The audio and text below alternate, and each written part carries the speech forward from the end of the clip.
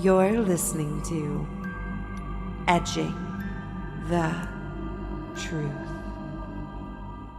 Welcome to episode number 5 of Edging the Truth. Our topic for today is possession.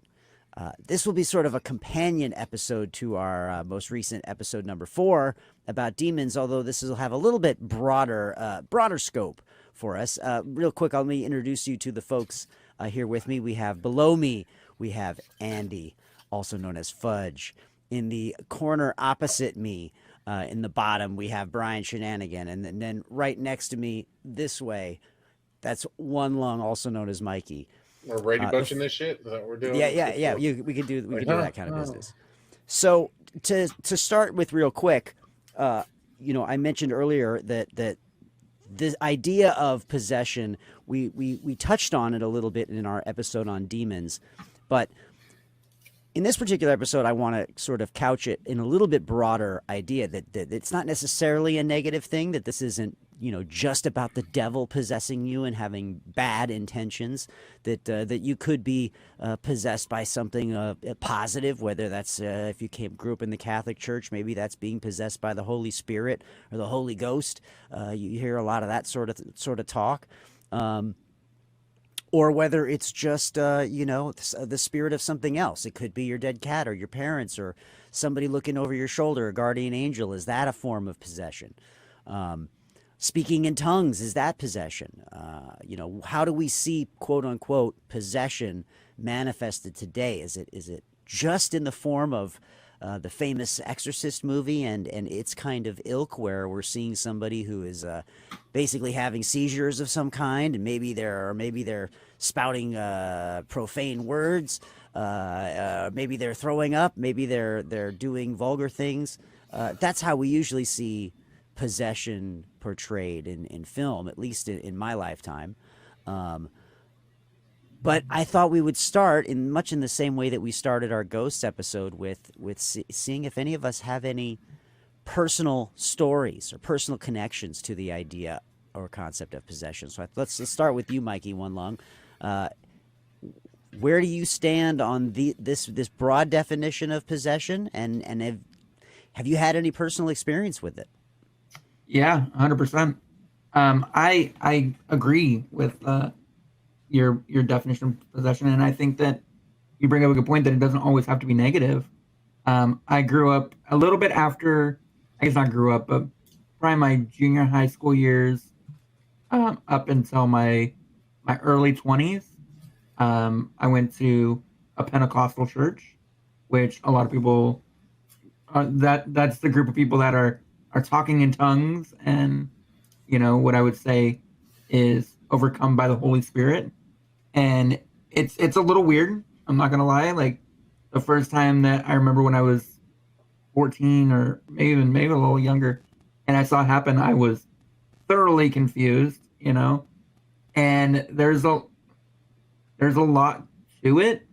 But also I've seen where somebody is possessed by something and they start praying the demon, for lack of a better term, out of the person, and the person is wailing and screaming, and like they take them to the back room, which is, I'll tell you, completely terrifying as a teenager. But I've seen these things. I don't know though how accurate they are, if that makes sense, because like for me, when I was filled with the Holy Spirit, I was, pretty much pressured to like talk in tongues, right? To speak in tongues. Otherwise, you weren't filled with the Holy Spirit. But I never had the feeling of talking in tongues. So like, I wasn't sure if I was filled or not filled, or what was, the whole mindset around it. And gotta be filled. Yeah, exactly. But a lot of people around me were talking in tongues.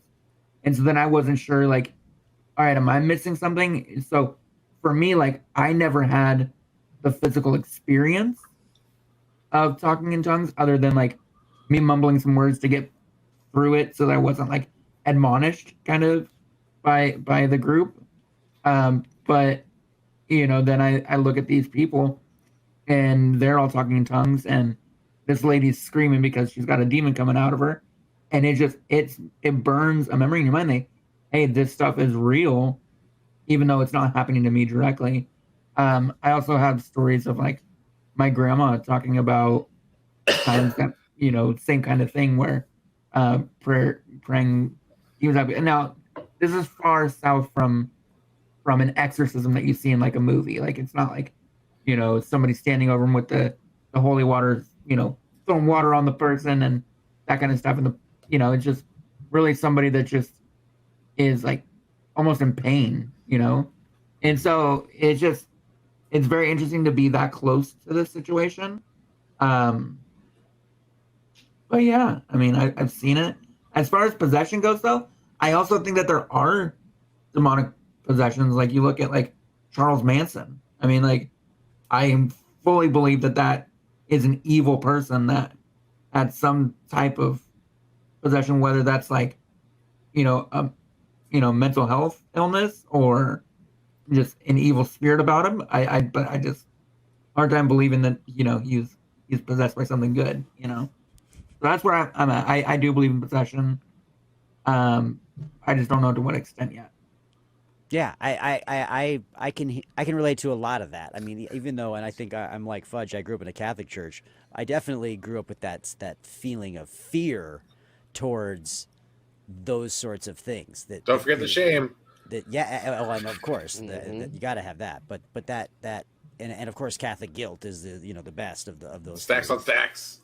But the that fear, the fear of God, and also the fear of the devil, regardless of where the emphasis is in your Christian version of the faith, it's usually one of those two things, or that is emphasized. And so, Fudge, did you ever have that happen in your religious upbringing?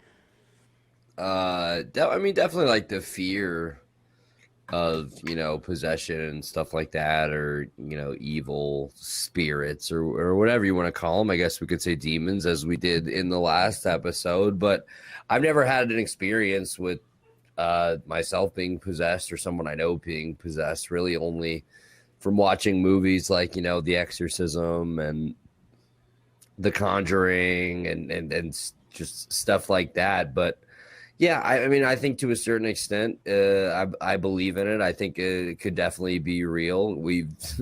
People do some crazy things and be like, oh, well, I was possessed. I wasn't in the right state of mind. That wasn't me, all that stuff. You see like secondhand accounts or people that are with, or just for like an example, like I brought this show up before, but Ghost Adventure, some dumb show on Travel Channel that I like to watch sometimes. There have been a couple different episodes where maybe one of the 3 or 4 guys says that they're, being taken over by a spirit or whatever. And the other 2 or other 3 guys, when they do cut to a close-up of them, do talk about, how much of a change, like their eyes just go black, like dead almost.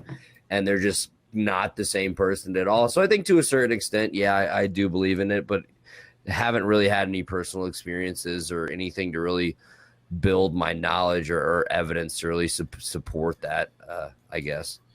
Yeah, I know for me, back to the fear issue, like I remember my dad telling me as a kid that the only movie that scared him was The Exorcist, that he, when he went and saw it in the theater with one of his best friends, that he drove back to the house and the house was empty. He's like, I think I'm gonna stay at your house tonight, as a grown man. And that really, tied into it. But again, not something that you saw manifested. Now, Brian, you live in the city where, you can see pretty much anything. You got fortune tellers, I bet. Lots of fortune tellers in Vegas. Is that possession? Is when I call upon the spirits of your dead grandmother to come talk through me? Is that possession? Do you buy into that kind? No. Like the ghost style Whoopi Goldberg possession? Yeah, no, right. No, because which once again goes back to, I think if possession were a thing that would be ghost related and not religious related. You know, I mean, I don't know. I think even because it's even like possession, I feel like it's like possession, and like it's like if you just are we exorcisms, I feel like it's kind of its own topic. You know what I'm saying? Like it's like because possession is one thing, because possession transcends Catholic and or just general exorcisms, which basically exorcisms are still tied more or less to the Catholic Church. I don't know any other religion that really does the exorcisms.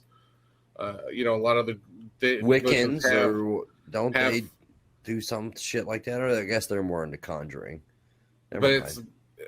But it's still, you know, I don't know a lot of other things where I think a lot of other religious constructs and other cultures have the concept of possession, but not the concept of exorcism as much. I mean, it's more like a lot of times it's like, yeah, well, they got to get that demons out and all that stuff. But it's just like, I mean, but it's like, it's still this whole thing of, like you said, it's still a modern film construct. A lot of this stuff, exorcisms, all that stuff. It's like, it's good filmmaking. It's not really necessarily how real exorcisms go. A lot of times it's a lot more benign than that, you know, like it's just like, oh, we bless her, she's okay now, you know, like it's kind of that whole thing, like it's that whole you know, but it's I just don't, I think that if you just kind of look at it, it's a lot of it is just like mental health throughout the ages, you know, it's like religious stuff and everything. It's a lot of this stuff people didn't know how to deal with, and mental health is a real thing. I mean, you know, do I think that the fucking guy that's talking to himself in the park over here is possessed by a demon, or that he has mental health issues? You know, like I don't think demon first. You know what I'm saying? Like, oh, that guy, look at him, he's talking to himself, he's possessed by a demon. It's like, no, it's not.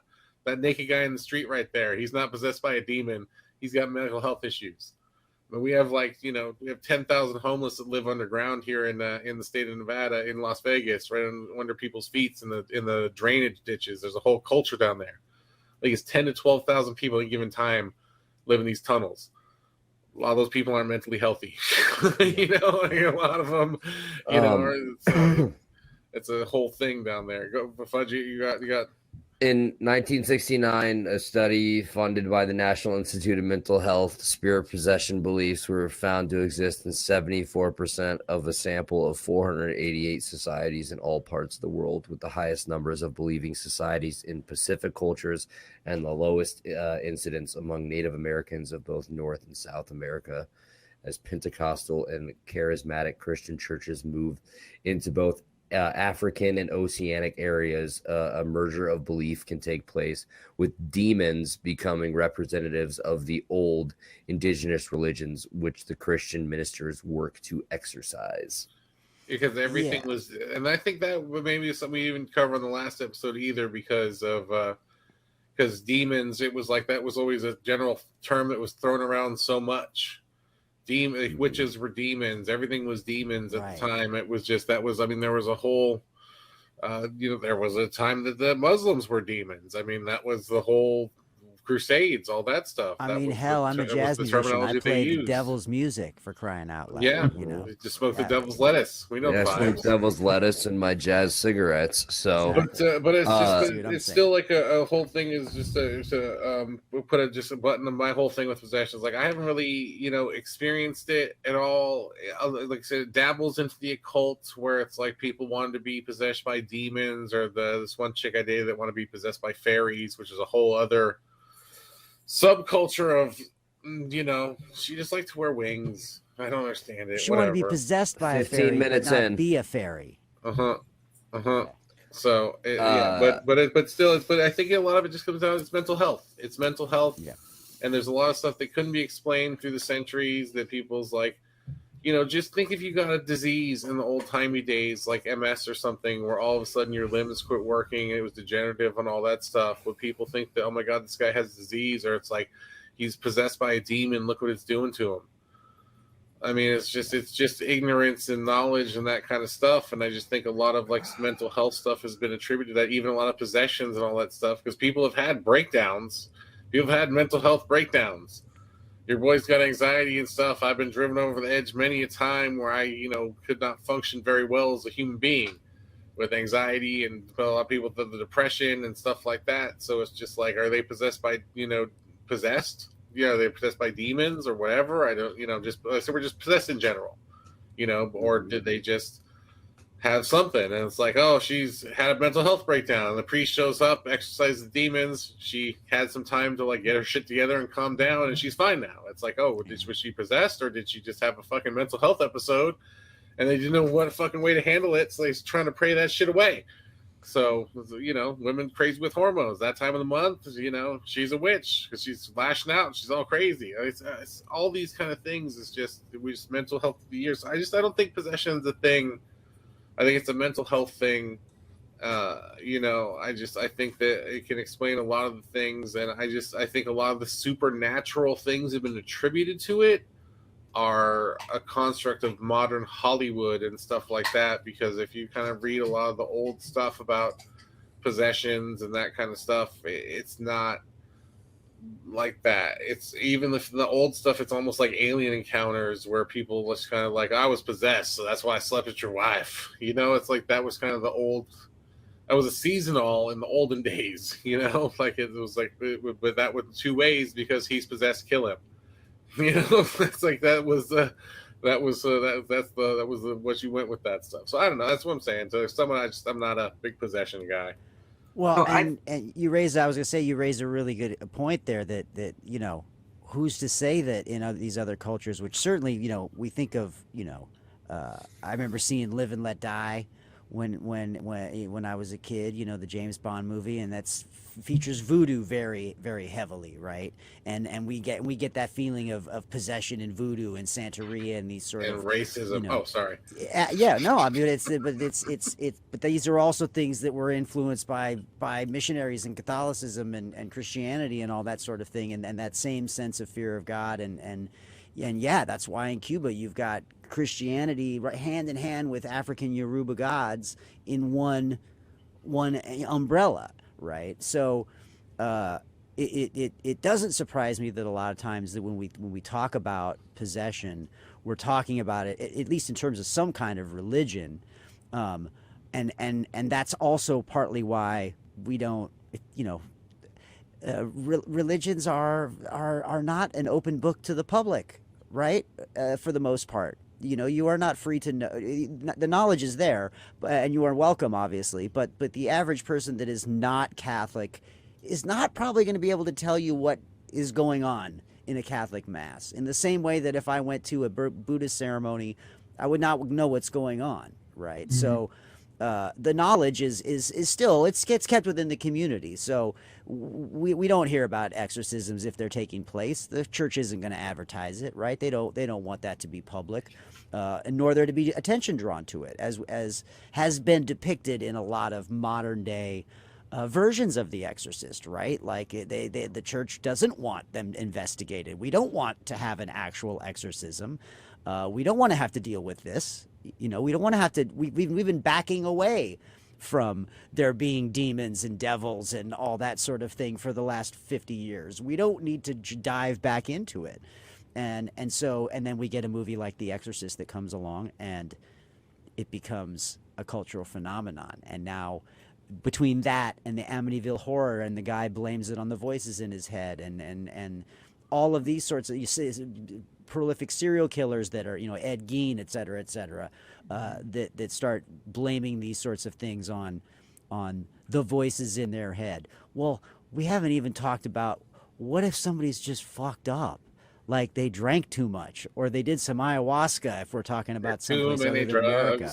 Yeah, psychedelic mushrooms. I mean, these are things that could make, to the untrained eye, make someone look possessed. So, and that's not even mental health. That's like, I mean, maybe it is, but or schizophrenia or multiple personality disorder or any one of the number of things related to this. But I think that leads me to sort of the next sort of area of discussion is, when you think of possession, what is your main frame of reference? What do you compare a situation against to make you say, is that a possession or not? Why don't we start with Fudge on this one? Fudge, if I say to you, Do you know anybody that's ever been possessed? What does that look like and mean to you personally, specifically? Does it look like what it looks like with Linda Blair in The Exorcist? Does it look like The Conjuring? That's what I think of. I think of somebody just, rage is, it might not even be like as grotesque as, their head spinning and they're floating, or it's just even just the like I mentioned earlier, like their eyes go black, like things about them just change. Their personality is just like a complete 180 from what they're usually like. Somebody, bubbly and laughy becomes dark and super depressive and stuff like that. So, I mean, in my mind, since I haven't experienced anything with my own eyes, like in person, it is what I've seen in movies or something like that, because I really don't have a better reference of what it would look like. It sounds like, One Lung, you have a fairly broad definition because you have a lot of personal experience, and probably like the rest of us, you've seen movies. Tell us a little bit about your. You allude a little bit to the fact that for you, possession can be a positive thing, and so maybe you could talk a little bit about what that looks like. Well, I think that, I think I grew up in a group where if you were possessed by the Holy Spirit or overcome by the Holy Spirit, or whatever you want to call it, I mean, that was inherently a good thing, because then you had God in you, pretty much, Get out of me. Get out of me. But I also, one thing that we haven't really talked about yet is, what about the possession of inanimate objects?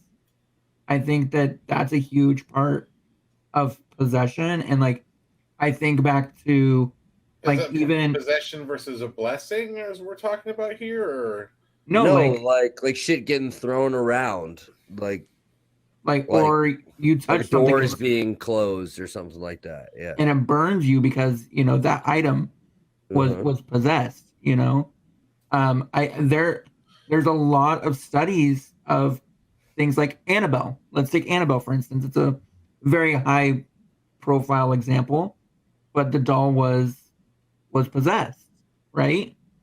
And I think about those kind of things too, because I think that possession doesn't always have to be of a person.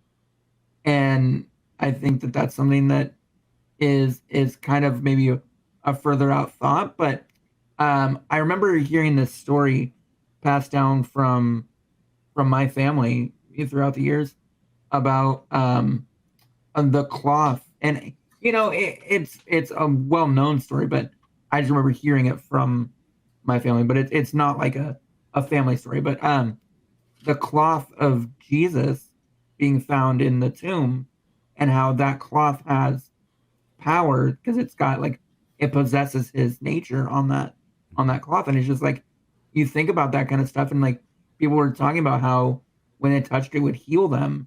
And so I don't think that possession is always a negative thing, but also I think possession is, a bit mental as well, because I think that good thoughts are part of the healing process too. So it's a complete mind fuck for me, because it's a placebo effect. I mean, that's it. Sometimes it is, but then again, you look at Annabelle, there's no placebo there. That's just an evil thing. So, well, that's a well documented. I didn't see that movie all the way. So. Well, you don't need to see the movie. I mean, it's a real case. It's a real case. Yeah. It's a real thing. It's well documented, but One Lung, you raise a really the Shroud of Turin, like these religious artifacts that are connected in. It was on somehow. History Channel, bitch. Yeah, tell him. It was 2 parts. Three. The idea that things can be possessed, whether it's a car. Well, isn't that the whole premise of Stephen King's Christine, that the car is possessed? The Shroud of Turin that you mentioned, that this thing, or maybe it's the spear of Longinus, the spear that's supposedly stabbed. Who's the spear? Who's Longinus? I don't know how you say it. Longinus. That's all I know how you spell it. Longinus. I'll go with Longinus. It works. I like Lon, and I want to see his Ginus. But Vagina. all of these, it could be Get a really long spear. anything. It could be a cigar box. It could be an item. My grandmother had items that were, and you raised the distinction, Brian. This was an item that was blessed by the Pope or something like that. That's different than an item that is possessed. For by- sure. No, by you something. bring up, it's like they don't always connect to, like a place or a certain thing, but it's like maybe an item that like meant a lot or something that they touched or they have their energy was around that's always said, yeah, absolutely, like a picture or a cigar box. Maybe, it's a person that loves smoking cigars, ended their night every night with a cigar. I'm sure a cigar box would have some sort of residual energy or something like that. I think that's a great point that we to bring up. Well, I think it's, as if you want to look at it as a scientific thought process, like energy doesn't die, right? So just because the person does doesn't mean the energy does. And I feel like it's very possible that energy could be a form of possession and stored in different objects. Mm-hmm. Is the voice of your dead relative talking to you in your brain and giving you advice? Is that possession? Or is that just your brain doing what it does? It's Well, a how lot. many- Oh, sorry. How many Sorry. times? No, but and actually, this has happened to me. Right after my real father had passed away, I had talked to him, and like in that like kind of like that sleepy haze, like right before you wake up, and it felt so real that I couldn't say that he wasn't in my mind, like Yeah. In my mind. Brian, I'm sure I don't. I mean, I know I don't have to guess what this looks like for you because you're very clear on it. Both not happening, and also it not being a thing at all. So, Yeah, but that said, it's more the pop culture reference version of an exorcism that you think of when you think of possession. well, yeah, I mean, it's just even like possessed objects and all that stuff. It's like, I mean, that was it Poltergeist? The house was possessed because it was on Mhm. Indian burial ground. It was a house. Property, yeah. I mean, there was Yeah, plenty. it could absolutely plenty be of a house. houses Like, what do you possessed mean? Movies, but it's all in the end. This is all movies. Like, that's There's plenty of real evidence of people having to move out of residences. houses, yeah, There's places you can go visit that are that it's it's just said to that be kind of haunted, ties but it. like So this is where I want to go back to. Then is like, was it possessed by what? a What is it fucking possessed ghost, by? you motherfucker. Okay, so that ties it all together. That we're just straight up talking. Like, we're not saying possessed by demons. It's It all, could be a ghost. No, everything no. It could goes be a full demon circle. too. That Yeah. this is basically. No, I think- we're talking about ghosts. Red There's a- talked in the he very talks beginning about this being residual anything. Like, energy. No, I think that's the whole point of so it's like- discussing possession is that it doesn't necessarily, you're again, it comes back to definition and maybe we are talking semantics. Is a haunting the same as a possession? I'm sure there are experts that could argue the difference between those two things down to the Definitely letter and say, well, it's not semantics, yeah. a possession if blah blah blah doesn't happen, and it's not a haunting if blah blah blah doesn't happen, and there are circumstances where the Venn diagram intersects, and yes, it's both. And that ties back but- to our demon episode. It's like, that. So it's like, where you put possession? Which possession? Are you demon possessed or are you ghost possessed? Like, which one is it? And Does that's it the whole matter thing. if you? But I mean, I guess my are point the is, exorcists exorcising ghosts or the exorcists exorcising demons?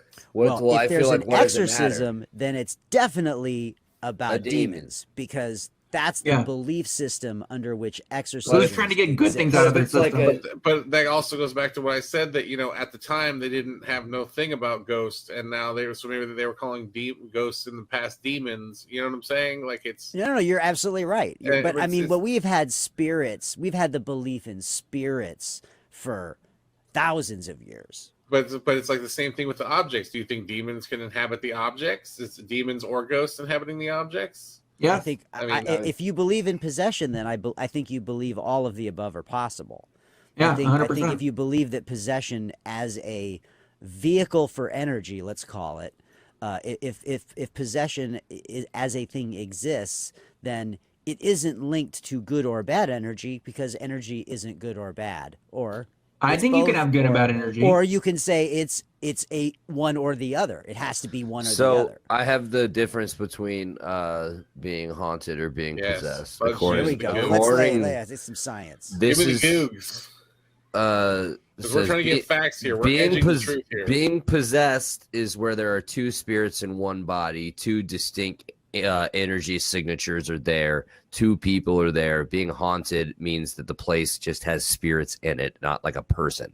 So possession, I guess, is more so meant The taking over. about, So a yeah, house taking cannot be over. possessed, in other words. I guess not. Yeah, a house Well, is I think it could be possessed if this. a Well, haunt. I- Okay. I've got 'Cause another in the end, definition we're just here. talking about the item has the residual energy. I mean, you guys kind of said it yourself. It just has the energy, but it's not. It just has the energy on it. Well, that's It's what like- ghosts are. it's- That's they are an but so it's energy. just- That's yeah, how that they was- manifest So if it was something themselves. they used a lot, it has a lot of their energy in it, just because it's been absorbing it their whole lives and it's in there. I don't like you. What? A haunting is something external to self, whether it is a ghost, a corporeal being, even a memory. The origin is external to self. A possession is taken control of by a foreign entity, whether it is a car, a book, or a person. When you possess a car, if you are a foreign entity to that car, when you possess a car, you are a foreign entity to that car, but you aren't part of that car. So same when a demon possesses a person, a demon is in control of a person, but isn't a part of that person. yeah, So it's like a carjacking. It's just like a carjacking. It's Yeah, just- I it is. agree with that 100%. Because that's the Yo, police's shit. definition of a carjacking in the beginning, right there. So yeah, I like that's very clear, and I think for our purposes, it does fall in line with kind of It's like how a mic we've drop been- on Brian's bitch ass. Yeah, there you go. Boom. Anthony out, motherfuckers. Why did it have to be a mic? Call drop? back to episode 4. Why did it have to be be a a mic drop? Well, let's have one more little round robin discussion about possession. Do you think you've encountered possession and you just didn't recognize it because you don't believe in it or you didn't see it for what it was? For example, and I'll start by telling what we talked a little bit about before we started the episode, the concept and feeling of an out of body experience. I know for me in my both my learning how to play jazz music, but also you hear this in acting, you hear this in dance, you hear this in the act of painting, many different kinds of creative arts. You see this in sports. The idea that you have an out of body experience that the way it was always put to me is you're trying to get to a place where the music travels through you, that you're a vessel for the music, that you're not the person creating it, that the music is out there in the world. It's this energy that's out there, and you are the funnel which it comes through and goes out. You're the your horn. speaker. Yeah, absolutely. You are just the transitory agent for it to happen. Like an Independence Day. And yeah, that that it exists separate from you, and that in the best moments of being a great improviser, you are not thinking about what to play. You are literally hearing in the stream of consciousness the notes to play, and at the same moment executing those notes.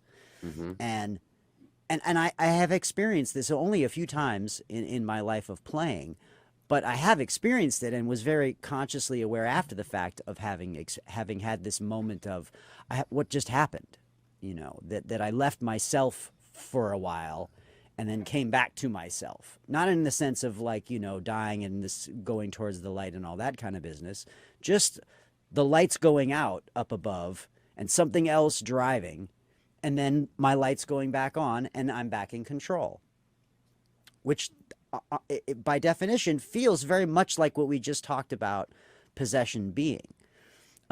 So I guess my question to the three of you is, have you ever had an experience like that and maybe didn't recognize it as possession? Did you ever do something or were in a moment where you timed out mentally, not because of lack of focus or anything like that, but because you were so, maybe the word is in the zone. Let's start with One Lung as a dart player. Have you ever had that? Have you ever had that happen to you where you just were like not thinking about how to throw it and everything just disappeared and you just did it and it was perfect? I think that's very common. I think in darts because you don't want to overthink it, so you're just you are focused, but I don't know. I think for me, like I don't think that I've ever been an outlet like that in that sense. But I do have a weird kind of story that kind of fits this. Back when I was in the Pentecostal church, uh, there would be times where like somebody would speak out like in tongues very loudly, right? So like we'd be like singing a hymn, for instance, right, or a worship song, and all of a sudden somebody will, start practically yelling, um, like in tongues, right?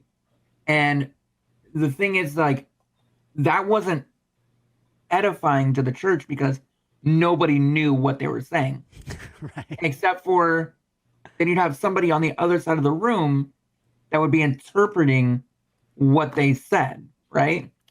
And I remember this one time that this happened, and I felt like I understood what the person was saying. But I was like, look, I am not talking. Like, I'm not gonna be a part of this. No, I'm not doing it, right? But I felt like I understood what they were saying. And somebody behind me started talking, and it was the exact same thing that I thought that I heard them say. And that still freaks me out to this day. So I think that's a fascinating story because it's something that's been on my mind over the last 2 episodes, and that's the idea of, whether it's mass hysteria or mass hypnotism or groupthink, or we're talking about this a lot now in today's day and age with the rise of QAnon and things like that. Everybody living in the vacuum of COVID and being brainwashed, if you want to take it that far. Is that what a lot of this stuff maybe was and is, to the people of the times when possessions and exorcisms were really, a fashionable thing to have happen? Well, the other piece to my situation, though, is that I had been going to, and I'd been in the church, I probably spent about 10 years in the church total. And so over that 10 years, there were many times that this would happen where somebody would speak loudly in tongues and someone else would edify. Was it always the same people? No, it's different people. But that was the only time that I felt like I understood what they had said and then had it repeated behind me in words that were almost identical, if not, like, it had such a lasting impression that I still remember it to this day. And it was a Pentecostal church in Salem, Oregon that I just remember being at, that we went to for a very short period of time. But this also happened in multiple different churches that I had been to, because I moved from Beaverton to Salem and back and forth, and so it wasn't like a one-off situation. But what made this unique was that I had been the person that understood what they were saying. It was and the that, one and only time that you were part of the moment. Yes, in a real way, and And in a it way still that sticks made with you me today. doubt. Yeah, well, and again, I feel like it's also one of those things where, as somebody who's you've already put forth, right, that you felt an obligation to participate, right, like that if but you I weren't feeling- refused. Yeah, and you refused, and even before, when you felt the need to be somebody who spoke in tongues, you were like, I'm just saying some stuff to get through it so that I'm not left out, Admonished, blah, blah, yeah. blah. Right, yeah, absolutely. so that was the only time that I felt like I needed to be the one to speak out, and it just was very interesting and humbling, almost, Well, but also it really stuck with me.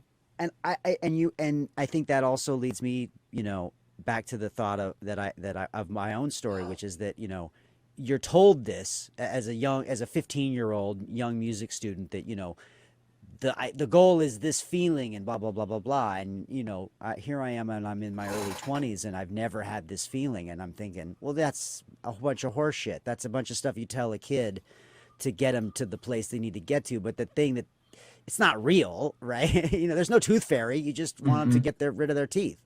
And yet then it happens, and you're like, oh, I get what everybody's talking about now. Yeah, Like, it is real. I did see Santa Claus this one time, right? And now you're convinced, right? So, Fudge, you ever have a feeling like that you were out of yourself. Maybe it was doing something. Maybe it was the way you acted wasn't yourself, but it was cooler than you wanted to be, or better than you thought you could be, or, that kind of a situation. Let me transport you gentlemen and anyone listening to the basement of the Delta Tau Delta fraternity house. I like where this is going. At Ball State University in Muncie, Indiana. I did not attend, but I had 4 friends from high school that went there. My buddy Got that ball. Was in the fraternity. This was probably like, I think it was my sophomore year of college. We went, me and a buddy from home, we went up to visit them. They had this big party set up in their basement. Before the party, during the day, they've got the Keystone Lights a-flowing. They set up this game. It's similar to beer pong, but it's called War. It's like 3-on-3. No, it's like 5-on-5. Everybody gets 3 cups in front of them. So it was like I had 4 friends that went there, and it was me and my other buddies. So there were 6 of us total. I think so somebody was sitting out watching, but there was 5 of us playing. I was playing. It was down to versus like the 3 or 5 seniors in the house, like the people that ran the house. It was down to just me versus the 3 of them. We all had 1 cup left, and this is stupid, but I just go boom, boom, boom, 3 in a row, just sink it. The whole house goes fucking nuts. I've never been it was like nothing. Like I didn't even have to think about it. That's what when you said earlier is like, have you ever thought like something athletically? That's what I think about athletically is fucking playing beer pong. So yeah, that is mine. Or I guess like I have reacted in ways to things or in the moment, and then afterwards kind of going, what the fuck was I doing, for sure. So in that sense, yes. But yeah, that's really that is my experience. No, man, I think that I feel like if we're talking about if the definition of possession can include something like that, right? That how many times have you heard a commentator in a sporting match? Let's talk Michael Jordan. He's playing like he was possessed, right? Like that's not an that is not an uncommon turn of phrase when a player is in that having an all-star performance on just a regular old Tuesday night. Who does that? These Steph Curry with 3-pointers, right? Yeah, like that's somebody who you way go, to be man, topical, Red Rasmus. Trying. I'm trying to hit a wider demographic with this podcast. Hey. So we'll finish up with Brian. Brian, as a guy who doesn't believe in possession, does this slightly different definition or slant on it, does it make you go, oh well, maybe this one time, or no? And who were you sleeping with? I mean, it's that whole, because I see that one lung thing. I've been to many a church in my day, Catholic, assorted whatnot. My aunt is a nun. As a side note, I don't know if you guys do that. My aunt is a nun, like full on nun, real legit. Spends all day praying, nun, classic style. So like, we deep in this religion life over here as I grew up. So it's like, we've had a lot of discussions. You look like it by the looks of that shelf. Possessions, sort of whatnot. This is the after. This is leaving all that behind. But it's the can you see possession as if you're like possessed, like I said, the Holy Spirit, and that's like one thing like where you can be overtaken, and it's like I been in some situations, even at say like a concert or like a play or something, where when you're watching some shit that's really good, and that like lady hits that one note that's like so perfect, and you're like that like shit, just kind of like you feel like you're out of your body for a second because you're just like so into that performance, and especially when it's in a group setting and it's a group shared experience. I mean, that's a thing in comedy about shared experience. That's what you want everybody to. That's why you do jokes about stuff where people like all know the same topic. You know what I'm saying? So it's a shared experience. Well, it's like when you're in these kind of, like in a church setting and stuff, it's you're all in that shared experience. So if that guy's speaking in tongues, I'm going to speak in tongues. It's just kind of, Right. you know, it's part of the experience. You know, it's going to happen. You're ready for it. If you feel overcome by it, you know, you let it go with it. But it's like, you can be, people get possessed by different things. You know, possessions and addictions could be the same thing. You know, am I possessed because all of a sudden I want to go to the gym nonstop all the time? Is that a possession because all of a sudden you changed your habits to something else? You know, like to just you're different. Can you change, like a complete change as person? Like, you know, this guy's lifting weights like he's possessed. You know, it's like, is it just a general thing we assign to somebody who has a lot of passion for something? You know, that they're possessed to do it. It's I don't know. I'd say if you loosen up the definition beyond that, it's the, you know, two spirits, one body. You know, two girls, one cup. You know what I'm saying? It's like, We know you like two girls, one cup, you horny motherfucker. If you go beyond that, Brian's the horniest skeptic in the country. I want to touch back on something that Anthony said a few minutes ago. We're never gonna live that down. Anyway, Gabagoo. Call me Tony. you know, when you hit those three shots, right? Mhm. I actually kind of remember a time when I was playing in a big tournament up in Seattle, and we were in the finals for A doubles, which is it's kind of a big deal. It was crazy, and I remember hitting a 9 mark in the final round, and walking back from the line and being like, "Did I really just hit that?" Like, and I just kind of remember that kind of same feeling that you had there, and it's an interesting thought. I didn't really think about that until you mentioned your story. So Well, I wanted to say I kind of feel that same way. Yeah, like, well, when Brian was talking about, you know, out of body experiences too, or like shared experiences, or whatever. And this one, I didn't really feel possessed, but it was just kind of, you know, like a surreal feeling. Was the first time I met Ron in person, like meeting him for the first time. You know, at the elevator opens and there he is. I'm like, oh fuck. And then, you know, being around him, you know, in public, everybody coming up to him, you know, the GCW show, the AEW show, everybody going to lunch with Danhausen and shit like that. It was just like, I don't know why I'm here. This is surreal. This doesn't feel like I'm supposed to be here. But it was awesome. That's kind of the only similar, like, out of body feeling, at least recent out of body feeling. And that was the point I was actually going to make too, is like a lot of people feel like sometimes that you feel like it's more, I feel like sometimes it's being in the moment. You know what I'm saying? It's such a weird feeling for you to be in the moment, because so much of your life you're not in the moment, that when you're actually in the moment, it is feel like that out of body experience. Because I get that. That's a good point. I get that when I do the comedy. It's like, you know, it's like that 3 minutes just flies by, and I'm like, did I say all those words right? Like, did that happen just now? Yeah. And that's why I have to have a video of it, because I don't fucking, you know, I was in the moment and I did the thing and it was done, and I did it, and I know but it was still kind of an out of body experience, but it wasn't. It was more that I was in the moment of the performance, and like the same thing that Red said, because that's when you're in the moment of the performance. So it's, you know, and look, Tony's got his meatballs. yeah, you fucking My goodness, you fucking eggplant.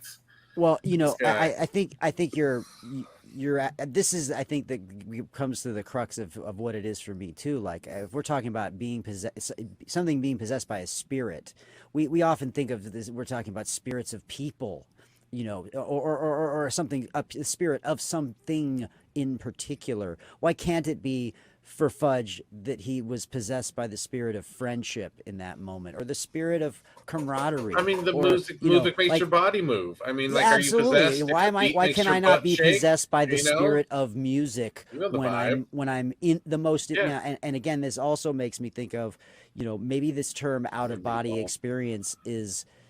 It's actually that's the most backwards definition. It's the most in body experience you can have when you feel that way, right? That you're the most present when you're having these out of body experiences, right? You're enjoying life in the moment, at the moment, in that way, and that's what allows you to perform for 3 minutes and not remember what you said, or to sink 3 balls into 3 different cups, or whatever it is. Sinking balls. That yes, that that is just a reflection of being present. And so is all possession just that? Is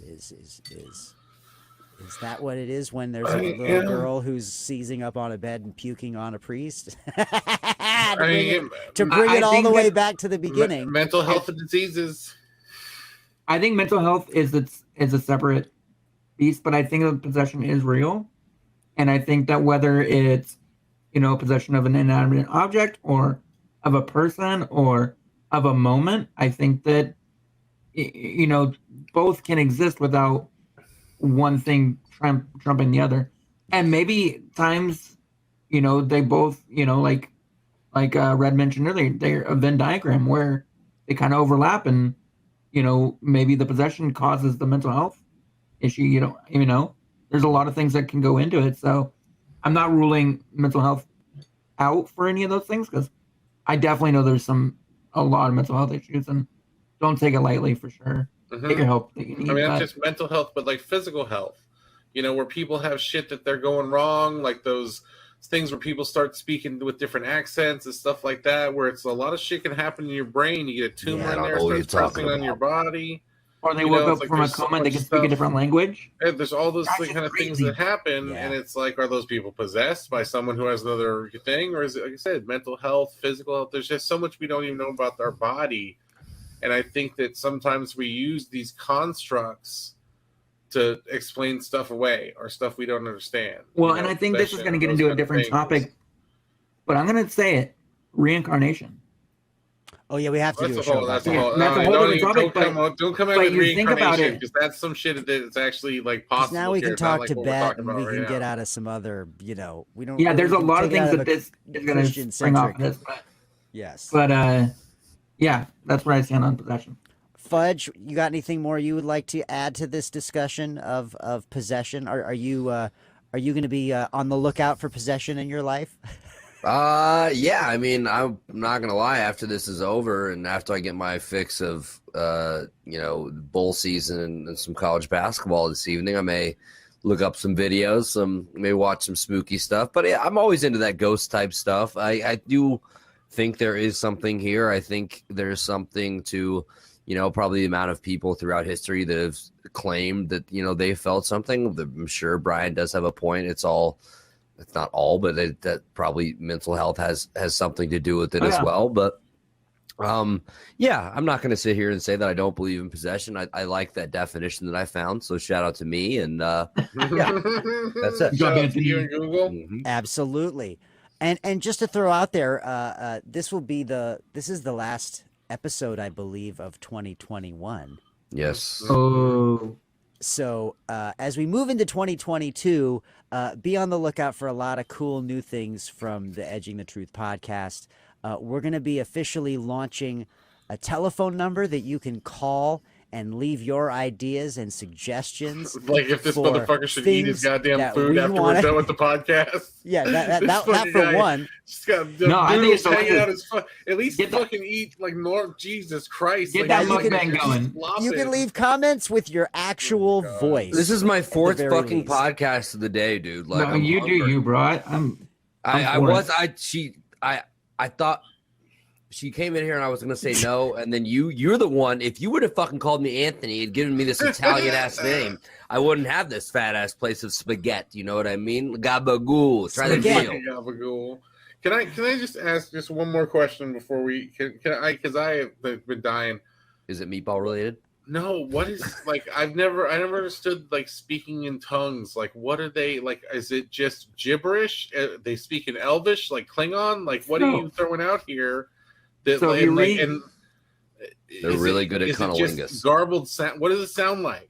What I mean, I don't understand. Like, is it just words out of order? Oh yeah, you can definitely go to YouTube and look up people speaking in tongues. And I can actually kind of answer a little bit of that.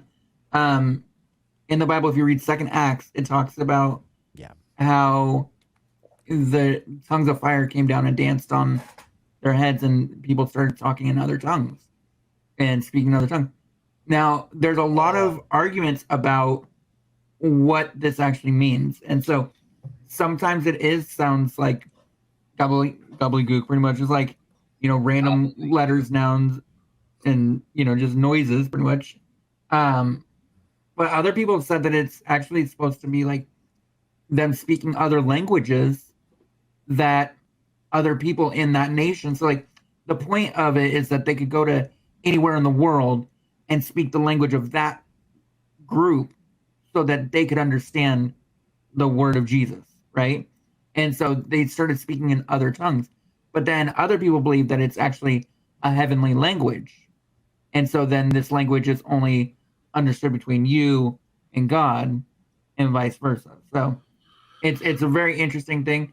I remember my specific like talking tongues that I use just like get away from it. Did you make noise? Did you just do some fucking Klingon I just or something? What'd you do? I mean I don't want to perform it because like then it's a performance and then we're gonna get a lot of hate mail.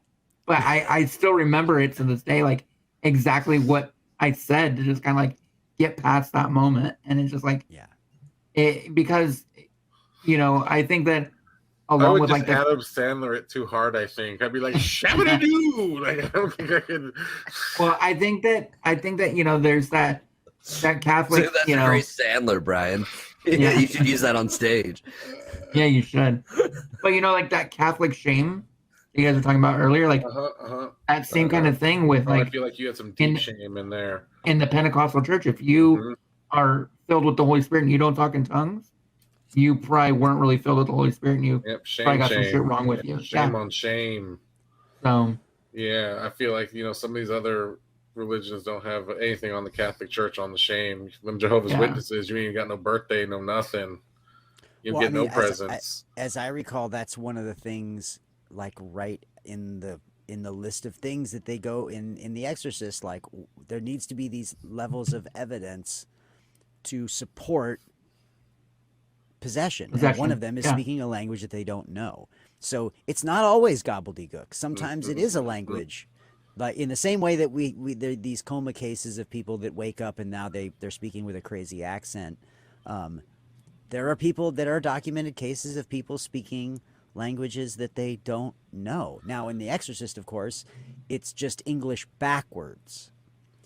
So go figure. I feel like you can be conditioned to hear the sounds over time. If you went to a church that this happened every Sunday for where you were going at the age of 5 till you were 15 years old, and you heard people do it hundreds and hundreds of times, and it was your turn to do it, you would know what to mimic. You would have heard it 1,000 times. So it doesn't even matter if it means anything or not. Yeah. Whereas if you're trying to spout a language, that's a whole other kind of thing. And like also, you go in there, you start speaking French. Yeah, can you imagine if you started spouting Spanish? Nobody would buy that was the same thing. Right. And I'm just such a cynic too, because I've seen too many of those, televangel preachers and all that stuff where they plant the people and do all those things. And totally. It's just like hard. But not being in the religion like that, it's like it's the same thing as all I kind of have is this like outside knowledge and TV, and that's not a good judge of. I've shared with you guys, like my faith healing stories. I don't think we've shared about it in the podcast at all, but I do have some stories, and that's probably a different podcast. There's a very valid episode to be talked about there too. Whether it's seances and faith healing, and even the whole faith healing thing, I find is totally different than kind of like the tongues, and even like my whole thing is the snakes. I'm not a big snake religion person. I don't understand the snakes either. But I just want to be very clear that I am not saying that speaking in tongues is not real. In fact, I think it's very real. I think that's what you're saying.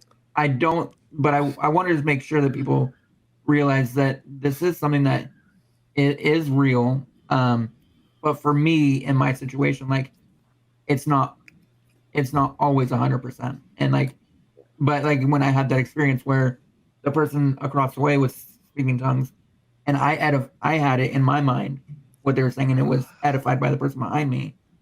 then I know that like, hey, there's something to it, you know. So Yeah. No, I think that story right there is the best thing of being. It's the best of saying I was a skeptic, and am a bit of a skeptic, and then this happens to me, and then I can't deny the reality of it. And I think and maybe for so many of the things that we talk about, whether it's ghosts or aliens or UFOs or Bigfoot, if we experienced any one of those things in as tangible a way as you experienced that, there'd be no changing our minds. Like, no, I fucking saw it. You're not going to convince me otherwise, no matter what evidence you put in front of me, because I saw it with my own eyes. Yep. And I think we're gonna keep coming back to that we talk about the evidence, we talk about where's the poop. That's gonna be our thing. We moving forward. But to round us back up, again, look for more from us in 2022. Lots of bigger and better things. We have added some highlights, some highlight clips to our YouTube channel as well, so you can follow us both on YouTube for highlight moments as well as the full episodes. And of course, you can find the entire episode of this podcast in audio format pretty much everywhere by this point. Again, that's Andy below me. That's One Lung over there. And that's Brian down in the corner. Thank you so much for listening. This is Edging the Truth. We'll see you in the next year. Spicy meatball. Visit edgingthetruth.com for more information and links to all our social media and podcast directories.